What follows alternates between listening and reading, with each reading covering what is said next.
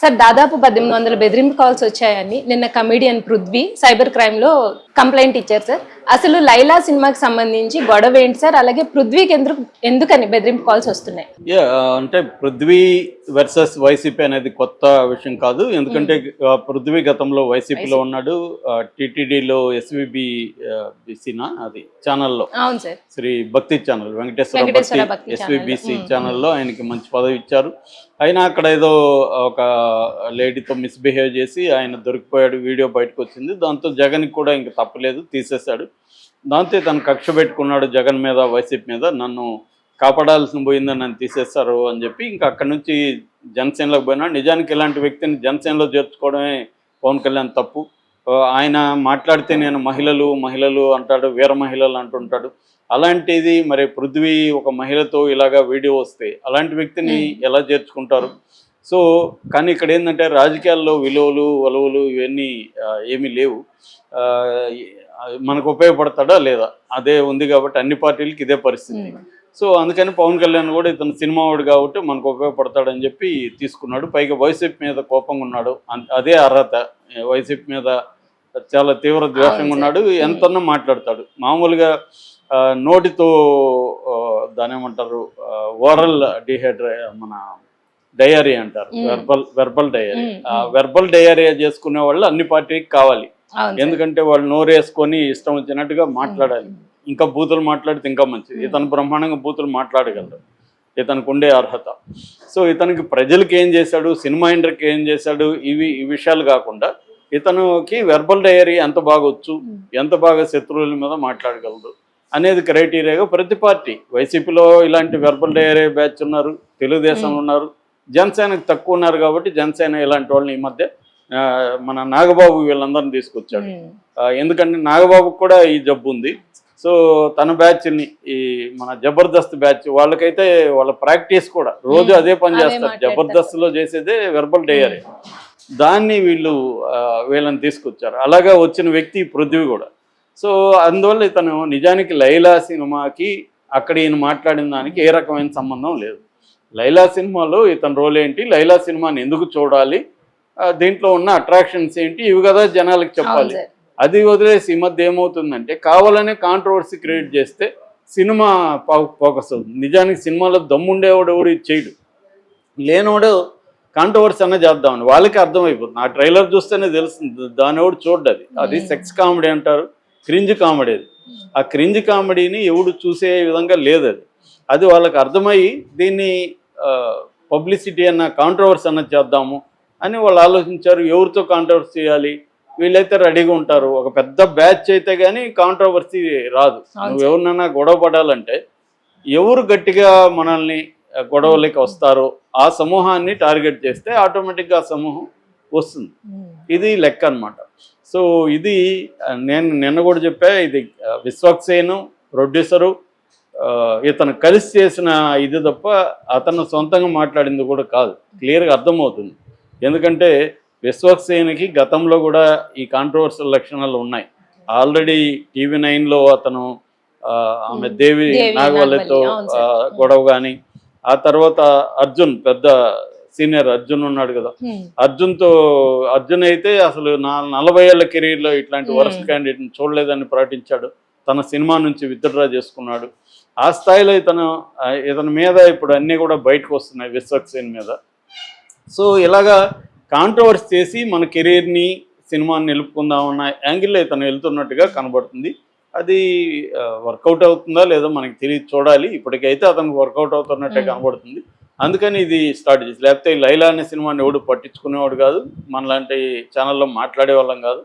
మాట్లాడుతున్నాం అంటే అతనికి వర్కౌట్ అయింది. కాకపోతే ఇది ఒక్కోసారి కాంట్రవర్సీ అనేది నెగిటివ్గా కూడా పడిపోతుంది. అలా ఇప్పుడు రామ్ గోపాల్ వర్మ కూడా ప్రతి సినిమా కాంట్రవర్సీ చేస్తాడు. మరి ఏ సినిమా అయినా ఆయన ఈ మధ్యకాలంలో కనీసం ఈవినింగ్ వరకు ఆడుతున్నాయా? లేదు. ఎందుకు? ఒట్టి కాంట్రవర్సీనే సినిమాను జనాలకి రప్పించదు. కాకపోతే ఆయన గోల్ వేరు, కాంట్రవర్సీ ఆయనకి కావాలి. సినిమా ఆడుతుందో లేదా అనేది ఆయనకు అనవసరం. ఎందుకంటే ఆయన మోడల్ వచ్చి సినిమా ఆడినా ఆడకపోయినా ముందే డబ్బులు వచ్చేస్తాయి. ఎవరో డబ్బులు పెడతారు, 10 కోట్లు పెడితే ఆయన 2 కోట్ల సినిమా తీసేస్తాడు, 8 కోట్లు లాభం ఆయనకి. సో కాబట్టి ఆయనకి సినిమా ఆడుతుందా లేదా అనవసరం, దాని చుట్టూ కాంట్రవర్సీ చేయాలి. సో ప్రొడ్యూసర్ ఇవన్నీ తెలిసి ఆయనకి పెడతాడు కాబట్టి ఎవరికి ఇబ్బంది లేదు. అదే ఆయన మోడల్, దాంట్లో మంచి చెడ్డ పక్కన పెడితే దట్ ఈజ్ దిస్ మోడల్. కానీ ఇది అట్లా కాదు. ఈ అబ్బాయి కెరీర్ బాగుంటేనే ప్రొడ్యూసర్లు వస్తారు. ఒకసారి ఇట్లాగా చేస్తున్నాడు ఇతను, అన్నిట్లో తలదూరుస్తున్నాడని ఆల్రెడీ అతని మీద విమర్శలు ఉన్నాయి. ఇది వస్తే కెరీర్ నిలబడదు. ఇప్పుడు నితిన్ లాంటి వాళ్ళ పరిస్థితి ఏంటి, ఒకప్పుడు నితిన్ ఎలా ఉండేవాడు, ఇవాళ పరిస్థితి ఏంటి. అలాగే చాలా మంది హీరోలు మటాష్ అయిపోయిన వాళ్ళు ఉన్నారు. అది అర్థం కాక ఒక హిట్ రాగానే మన హీరోలకి కొమ్ములు అన్నీ వస్తున్నాయి. అలాంటి కేటగిరీ ఇతను అనేది చాలా మంది చెప్తున్నాను. నేనైతే ప్రత్యక్షం చూడలేదు, కానీ అతనితో పనిచేసిన వాళ్ళు చాలా మంది నాకు చెప్పారు. సో దీంతో ఇతను పృథ్వీ ఆల్రెడీ అతనికి ఇదే పనిలో ఉంటాడు కాబట్టి అతను రంగంలో దించి అతని దగ్గర మాట్లాడించాడు. నిజానికి ఆ మేకలు అది దానికి సంబంధమే లేదు. ఇక్కడ వైసీపీ రోల్ ఏంటంటే, వైసీపీ వాళ్ళు నిజానికి దీన్ని పెద్ద సీరియస్గా తీసుకోవాల్సిన అవసరం లేదు. ఎందుకంటే అతను ఏదో 150 మేకలు 80 మేకలు అన్నాడు అంటే అనుకోబోతాడు, మనకేం సంబంధం అని వదిలేయచ్చు. వదిలేసి వాళ్ళు చేయాల్సిన పని ఏంటి, వాళ్ళు కన్స్ట్రక్టివ్గా ఈ ప్రభుత్వం చేసే ప్రజా వ్యతిరేక విధానాలు కావచ్చు, లేకపోతే అరాచకాలు కావచ్చు, అవినీతి కావచ్చు, అది పెద్ద ఎత్తున జరుగుతుంది. తెలుగుదేశం మీడియానే దాన్ని ఫోకస్ చేస్తుంది. ఆ విషయాల్ని వీళ్ళు టార్గెట్ చేయొచ్చు. అలాగే సూపర్ 6 అని వచ్చేసి ఏది కూడా ఫాలో కావట్లేదు. ఒక్క పెన్షన్ తప్ప ఇంకేం కూడా అమలు చేయట్లేదు. చంద్రబాబు ఓపెన్గానే ఆయన చేతులు ఎత్తేసాడు. డబ్బులు లేవు మా దగ్గర, ఎవరైనా నాకు చెవులో చెప్పండి సంపద ఎలా సృష్టించాలో అంటున్నాడు. సో ఆ విషయాల్ని ప్రజల్లోకి, ఆల్రెడీ ప్రజల్లో అసంతృప్తి ఉంది కాబట్టి ఈ విషయాల్ని వాళ్ళు ఫైట్ చేసి ప్రజాభిప్రాయాన్ని కొంత అవేర్నెస్ క్రియేట్ చేసి అది చేయాల్సిన అవసరం సోషల్ మీడియాకు ఉంది. అది వదిలేసి వాళ్ళు ఇట్లాంటి పనికిమాలిన విషయాల మీద చేయడం ద్వారా వాళ్ళ మీద కూడా జనాల్లో నెగిటివిటీ వచ్చే అవకాశం ఉంది. కానీ వాళ్ళు ఏంటంటే వాళ్ళు కసితో ఉన్నారు. ఆల్రెడీ తెలుగుదేశం వాళ్ళని రకరకాలుగా వేధిస్తుంది. అందువల్ల ఇది ఒక ఛాన్స్గా వాళ్ళు తీసుకొని మన బలం నిరూపించాలి అనే ఒక ఉత్సాహంగా వాళ్ళు రంగంలో దిగారు. దానివల్ల దీన్ని 1,00,000 పైన ట్వీట్లు చేయడం, బాయ్కాట్లు ఇలా అని ఇవన్నీ చేయడం మొదలుపెట్టారు. దాంతో అందరూ ఏమనుకున్నారంటే, కనీసం ఇతను సారీ చెప్పకపోయినా ప్రొడ్యూసర్ని దృష్టిలో పెట్టుకొని ఇతను సైలెంట్గా ఉంటాడు. పృథ్వీ సైలెంట్గా లేకుండా అతను పందులకు పుట్టారా మీరు, తర్వాత లమ్ కొడుకులు, ఇవన్నీ అతను మళ్ళీ వీడియో రిలీజ్ చేశాడు ఎవడు పృథ్వీ. దాంతో ఇంక వాళ్ళు ఇతని నెంబర్ని పబ్లిక్ ప్లాట్ఫామ్లో పెట్టేసి ఇతనికి ఆడుకోండి అని చెప్పారు. దాంతో 1800 కాల్స్ వచ్చాయి. మనకు తెలియదు ఎంత కాల్స్ వచ్చాయని. ఇతను పృథ్వీ నిన్న సైబర్ క్రైమ్ పోలీస్ స్టేషన్కి వచ్చాడు.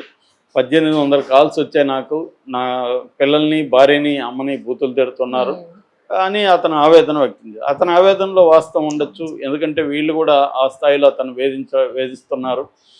అనిల్ అనే వ్యక్తి నెంబర్ పెట్టాడు, అనిల్ మీద ఇచ్చేసాను, నేను 1000 కోట్ల ఇచ్చేసాను. కానీ ఇప్పుడు పృథ్వీ మీద సింపతి రాదు. ఎవరికి ఎందుకు రాదు, స్టార్ట్ చేసింది అతనే కదా.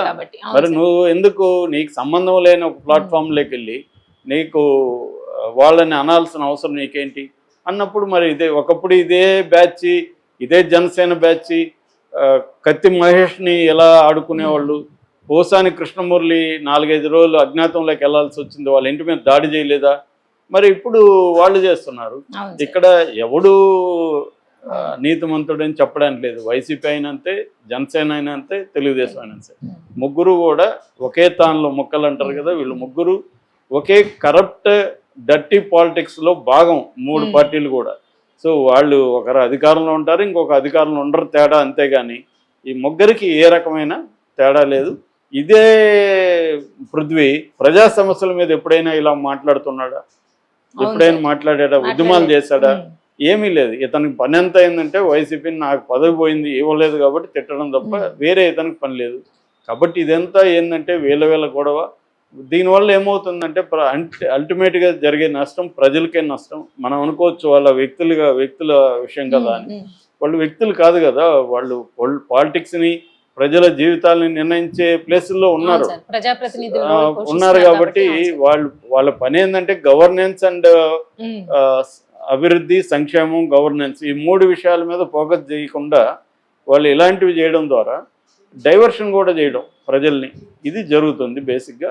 దాంట్లో భాగంగానే పృథ్వీకి జరిగింది. కానీ అతను